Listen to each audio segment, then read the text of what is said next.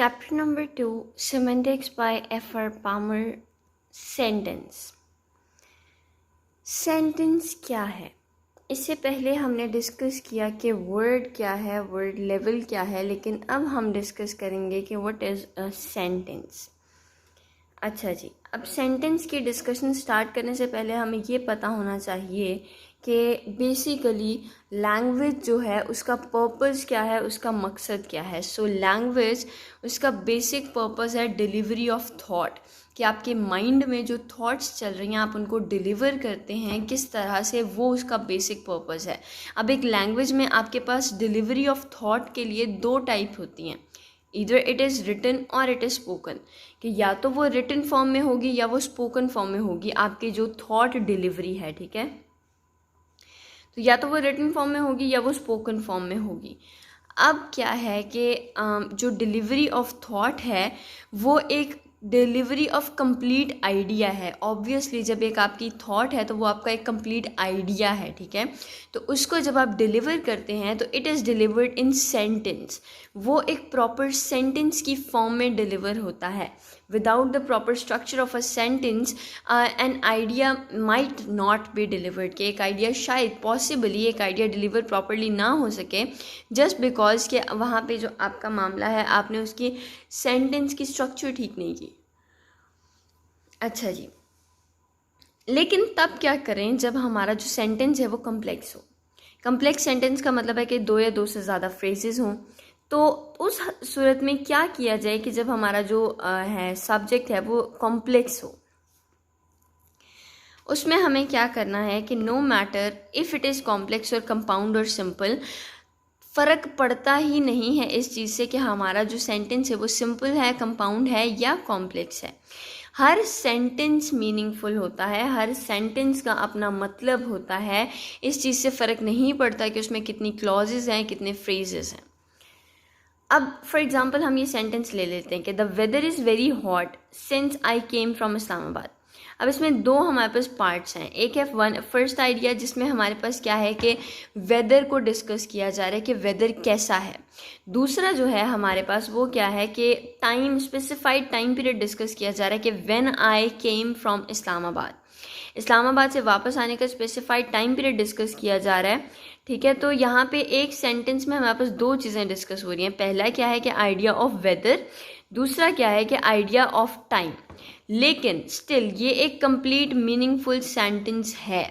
इसमें दो क्लॉजेज हैं, लेकिन वो दो क्लॉजेज मिलके एक सेंटेंस बना रही हैं जो कि पूरी दोनों क्लॉजेज मिलके एक complete compression expression of thought दे रही हैं कि आपकी थॉट क्या चल रही है, आपके माइंड में क्या चल रहा है, उसको प्रॉपर तरीके से एक्सप्रेस कर रही हैं। ये क्या, ये बोथ क्लॉजेज, कि वो जिस पर्सन ने ये बात की है उसके माइंड में ये चल रहा है कि जब से वो इस्लामाबाद से वापस आया है तब से मौसम बहुत ज़्यादा गर्म है। तो उससे फ़र्क नहीं पड़ता कि आपके पास दो क्लॉजेज हैं एक सेंटेंस में, चार क्लॉजेज हैं, जितनी भी हैं, जितना मर्जी कॉम्प्लेक्स सेंटेंस है, बस आपको फ़र्क इस चीज़ से पड़ता है कि उसका कंप्लीट थॉट उसकी पोर्ट्रे होनी चाहिए। अच्छा जी, words are meaningful units. Words जो हैं वो मीनिंगफुल यूनिट्स हैं। कब कब मीनिंगफुल हैं? अच्छा, कहा गया कि words are meaningful units. This is the word, is it a meaningful unit? हमें नहीं पता कि इस ऐड का यहाँ पे क्या मतलब है, क्या है, कैसे है। अब सेम को अगर मैं बोलूँ, the book is at the table top, क्या है, क्या चेंज किया? सिर्फ वर्ड्स चेंज किए, वर्ड्स ऐड किए, सिंटैक्टिकली इस ऐड को ठीक जगह पे प्लेस किया, तब जाके हमारा वो जो वर्ड है वो मीनिंगफुल वर्ड बना। कैसे कि तब तक कोई भी वर्ड जो है वो सेंस नहीं दे सकता जब तक हमारे पास वो अरेंज्ड नहीं है एक सही तरीके से, यानी कि सिंटैक्टिकली राइट है वो या नहीं है। जब तक ये डिसाइड नहीं होगा तब तक ये डिसाइड नहीं होगा कि either it is a meaningful sentence और not. If the words are arrange syntactically they become the meaningful unit, यानी कि अगर उनको सही जगह पे अरेंज किया जाएगा उनकी चीज़ों के अकॉर्डिंग, जहाँ पे उनकी सेटल्ड प्लेस है इंग्लिश लैंग्वेज में, वहाँ पे उनको प्लेस किया जाएगा तो वो ऑब्वियसली एक मीनिंगफुल प्रॉपर यूनिट बन जाएंगे। अब हमारे पास सिंटैक्टिक फॉर्म्स हैं कौन सी? SVO पैटर्न है, subject plus verb plus object. SVOO pattern है, subject plus verb plus indirect object plus direct object. ये DO stand for direct object. उसके बाद SVC है हमारे पास कि subject plus verb plus complement. अब कॉम्प्लीमेंट क्या है? वो एडवर्बियल फ्रेजेस हैं जो शायद कहीं एम्फेसिस के लिए यूज़ होती हैं या फिर किसी इस तरह के पर्पस के लिए यूज़ होती हैं। बहरहाल these are the adverbial phrases. SVO, SVOO, SVC, SVOC।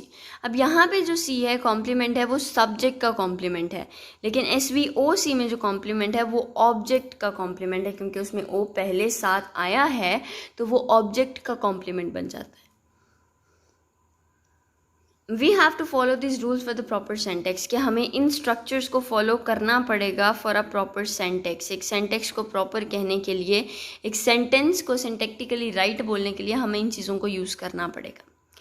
अच्छा जी, अब लेवल ऑफ लैंग्वेज हमने पढ़े थे, फोनेटिक्स एंड फोनोलॉजी, मॉर्फोलॉजी यानी कि वर्ड और मॉर्फीम्स, और उसके बाद सेंटेंसेस। अब वर्ड और मॉर्फीम्स जो हैं वो बेसिक पार्ट हैं सेंटेंसेस का।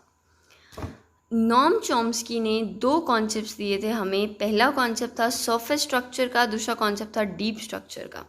अब what is surface structure and what is a deep structure? Deep structure जो है वो हमारे पास वो होती है कि जो underlined structure of the word होती है या फिर उसका मीनिंग होता है। यानी कि एक वर्ड जो है वो सिर्फ और सिर्फ इस तरह से नहीं है कि उसका सरफेस मीनिंग आपने देख लिया, दैट्स इनफ। आपको इन बिटवीन द लाइंस जाके देखना पड़ता है, यानी कि आपको उसके डीप मीनिंग को, उसके हिडन मीनिंग को फाइंड आउट करना होता है। That is the deep structure.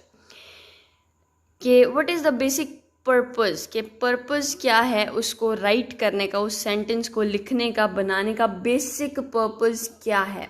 What is the basic purpose for writing the certain sentence? Sentence negative है, इंटेरोगेटिव है या पॉजिटिव है? ऑब्वियसली नेगेटिव होगा तो हम किसी चीज़ से डिनाई कर रहे हैं, इंटेरोगेटिव होगा तो किसी चीज़ को क्वेश्चन कर रहे हैं, और पॉजिटिव होगा तो हम किसी चीज़ के लिए कमिटमेंट शो कर रहे हैं। Make the basic structure meaningful. अब ये जो डीप स्ट्रक्चर है वो बेसिक स्ट्रक्चर को मीनिंगफुल बना देता है। अच्छा जी, अब सरफेस स्ट्रक्चर क्या है, कि how the words are arranged. अब सरफेस स्ट्रक्चर में हमारे पास आ जाते हैं वो सारी चीज़ें कि जिस तरह से वो अरेंज्ड है, कौन सा पैटर्न उसने फॉलो किया है, ठीक है, कौन सी चीज़ कहाँ है, क्या वो सब्जेक्ट वर्ब और ऑब्जेक्ट पैटर्न है या SVOO पैटर्न है या SVC पैटर्न है या SVOC पैटर्न है। ये सारी चीज़ें हम सरफेस स्ट्रक्चर में देखते हैं कि किस तरह से वर्ड्स जो हैं वो अरेंज्ड हैं। नेक्स्ट हमारे पास आ जाती है ग्रामर। के ग्रामर जो है वो एक बहुत ज़्यादा इंपॉर्टेंट रोल प्ले करती है इन लर्निंग लैंग्वेज, और जो ग्रामर है वो डिफरेंट एस्पेक्ट्स को कवर करती है, जैसे pragmatics, literal meaning, word arrangement, word pronunciation, कि एक वर्ड को कैसे प्रोनाउंस किया जाए, कैसे अरेंज किया जाए, उसका लिटरल मीनिंग क्या है, उसकी प्रैग्मेटिक्स क्या है, ये सारी चीज़ें आती हैं ग्रामर में डिस्कस होती हैं। नेक्स्ट हमारे पास आ जाता है सेंटेंस का स्ट्रक्चर, कि सेंटेंस का स्ट्रक्चर क्या है। बेसिकली सेंटेंस हमारे पास 2 पार्ट्स में डिवाइडेड होता है, सब्जेक्ट और प्रेडिकेट। अब सब्जेक्ट जो है वो हमारा नाउन होता है और बाकी पूरा सेंटेंस हमारा प्रेडिकेट होता है। तो बेसिकली सेंटेंस स्ट्रक्चर क्या है, 2 parts, noun and predicate, I mean subject and predicate. अच्छा जी, अब predicate usually begins with verb and rest of the sentence. क्या हमारे पास SVO पैटर्न अगर हम फॉलो करते हैं तो जो वर्ब है वो वहाँ से हमारा प्रेडिकेट स्टार्ट होगा और कहाँ तक जाएगा, जहाँ पे सेंटेंस एंड होगा। SVO पैटर्न में सब्जेक्ट होता है और V और O जो हैं वो हमारे पास प्रेडिकेट आ जाते हैं। अब मिनिमल यूनिट ऑफ लैंग्वेज हमारे पास क्या है, एक तो है वर्ब फ्रेज, दूसरी हमारे पास है सब्जेक्ट फ्रेज। ये 2 फ्रेजेस ऐसे हैं जो कम्प्लीटली एक सेंटेंस बनाती हैं, ये मिनिमल और इम्पॉर्टेंट यूनिट ऑफ लैंग्वेज हैं। नेक्स्ट हमारे पास आ जाता है कि सेंटेक्स जो है वो डील करता है थोड़ी सी कम्प्लेक्स चीज़ों को। किस तरह से कम्प्लेक्स चीज़ें, कि अब हमें ये पता करना है कि जो वर्ड हमने यूज़ किया है क्या वो एक मिनिमल वर्ड है या फिर एक मैक्सिमल वर्ड है, क्या वो छोटे से छोटा वर्ड है या फिर वो लंबे से लंबा वर्ड है। तो इसके लिए हमें क्या करना है कि फॉर एग्जांपल हम देखें बर्ड्स फ्लाई, कंप्लीट सेंटेंस है, बर्ड्स हमारे पास सब्जेक्ट है, फ्लाई हमारे पास प्रेडिकेट है, कंप्लीट सेंटेंस है। But similarly on the other hand birds fly high in the sky, sentence लंबा हो गया। अब इसमें क्या है, सब्जेक्ट हमारे पास सेम है, ठीक है, लेकिन प्रेडिकेट हमारे पास लेंथी हो गया। तो समटाइम्स ऐसा होता है कि हमारा जो हमारे पास आता है कि बर्ड्स फ्लाई, मतलब कि प्रेडिकेट जो हमारे पास आता है वो हमारे पास जो है वो नॉर्मल से लेंथी भी हो जाए तो दैट इज़ टोटली फाइन।